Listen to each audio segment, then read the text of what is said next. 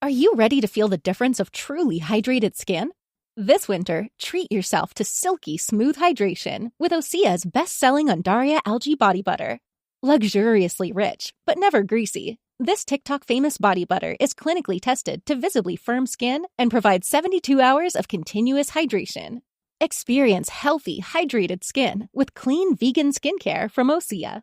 Get 10% off your first order site-wide with code WINTER at OseaMalibu.com. On today's Smart 7, farmers fire up more protests, Trump warns Hamas over ceasefire, and lots more. It's Tuesday 11th of February, it's National Latte Day, and happy birthday, Jennifer Aniston. The Smart 7. It's news, but not the news.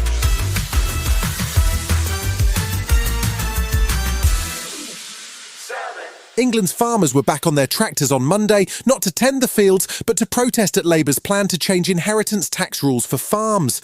There were protests across the country over the tax changes, which will see properties valued at over £1 million become eligible for a reduced rate of inheritance tax for the first time. Prime Minister Keir Starmer has defended the move, but former Tory Home Secretary James Cleverly was out on the streets of Westminster to plead his constituents' cause. They're not listening yet, but the point I've made is these people are not going to stop. You know, this goes to the heart of everything. Farmer Dan Willis spoke to Sky News from the protest, and he says farmers are getting squeezed between a higher cost of living, poor weather conditions and rising technology requirements. Between subsidies, weather, commodity prices, input prices, and now a change in government and a complete change of policy towards the countryside has now left us in some severe dire straits. The awkward group chat has become a fact of life these days, the inappropriate channel for banter between mates that might go too far in terms of humour or taste. But a WhatsApp chat group called Trigger Me Timbers has had real-life consequences for two Labour MPs from Manchester after racist and offensive posts emerged. The group, which was mainly comprised of candidates and councillors in Greater Manchester, has led to two MPs being suspended, including Health Minister Andrew Gwynn, who was also sacked. Mother of the House of Commons Diane Abbott isn't surprised, but she is disappointed. It's very sad that in 2025 people haven't moved beyond that. But my response is always just to get on with my job. After all, there are people of colour in other walks of life that have to suffer much worse abuse. Conservative Party co-chair Nigel Huddleston says that it's right that it's not just those who made remarks who are facing consequences, and that MPs should be held to a higher standard. Being on a WhatsApp group and saying something that is completely inappropriate, you should call out or leave the WhatsApp group. The other MPs involved will have to be held to account. Donald Trump continued his direct intervention in the Middle East on Monday, warning Hamas that all hell will break out if they don't return the Israeli hostages by midday on Saturday.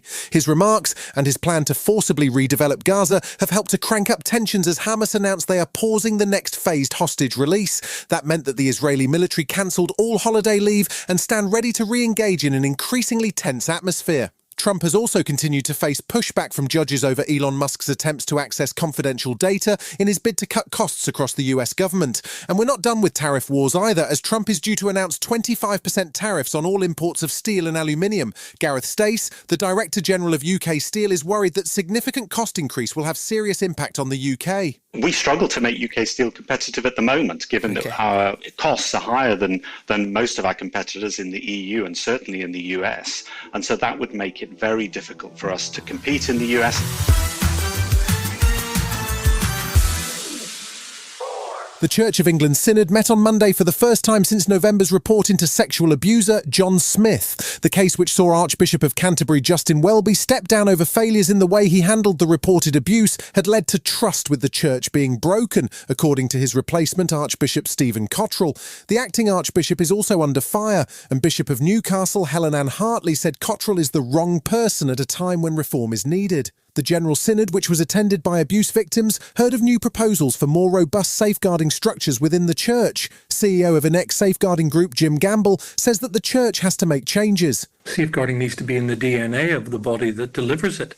You cannot impose safeguarding from within, because that creates pockets, it creates vacuums, and it's simply not healthy. What we're finding is absolutely a building and growing confidence that safeguarding is getting better. Still to come on today's Smart 7, Man City gear up for Champions League battle and Marvel's anti-heroes assemble. Right after this. Work management platforms. Ugh, endless onboarding, IT bottlenecks, admin requests.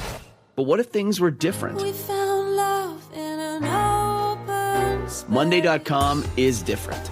No lengthy onboarding. Beautiful reports in minutes. Custom workflows you can build on your own. Easy to use prompt-free AI. Huh. Turns out you can love a work management platform. Monday.com, the first work platform you'll love to use. Welcome back. This week sees a wide range of football, from the final games of the FA Cup fourth round to a midweek Merseyside derby and Manchester City facing down Real Madrid in the Champions League knockout stages. First up, Monday night saw Doncaster take on Crystal Palace for the chance to face Millwall in the fifth round, but they lost 2-0, while giant killers Plymouth Argyle will be heading to Manchester to face Man City. Pep Guardiola has other things on his mind this week, though, as he tries to get his stuttering side through a two-legged Champions League tie against Real Madrid. He says his defence are going to be at full stretch to contain Madrid's all-star attacking line. But it's impossible in 90 minutes to 100 minutes, depends extra time to control these four players.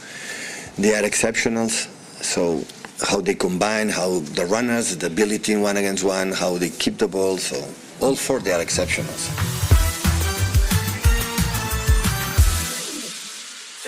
Sebastian Stan has been picking up momentum as the 2025 awards season goes on. He's already picked up a Golden Globe for his role in A Different Man, and he's also got BAFTA and Oscar nominations for his turn as Donald Trump in The Apprentice. He appeared this weekend at the Santa Barbara Film Festival, and he shared some insights on what it was like playing the man who is now America's 47th president. We wanted to try to literally give him like a shot and understand what it is about him that's the drive and what's underneath all that. And I think when you go back to like the Rhoda Barrett interview, which I would like basically listen to every day, and you know, he's shifting his seat, he can't hold eye contact, he's confident about certain things, but he's finding himself in that thing. And that was very revealing to me.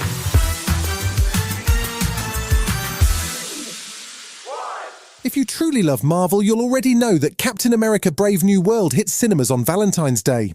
It sees Anthony Mackie as Captain America and Harrison Ford as a deranged lunatic in the White House, by which I mean Red Hulk and not Orange Trump. It's not the only Marvel movie on the way, as the Super Bowl saw a new trailer drop for Thunderbolts, which is kind of like Marvel's version of Suicide Squad, as a bunch of anti-heroes team up to save the world. It's got a star-packed cast with Sebastian Stan, Florence Pugh and David Harbour, and it hits cinemas in May. So none of us comply?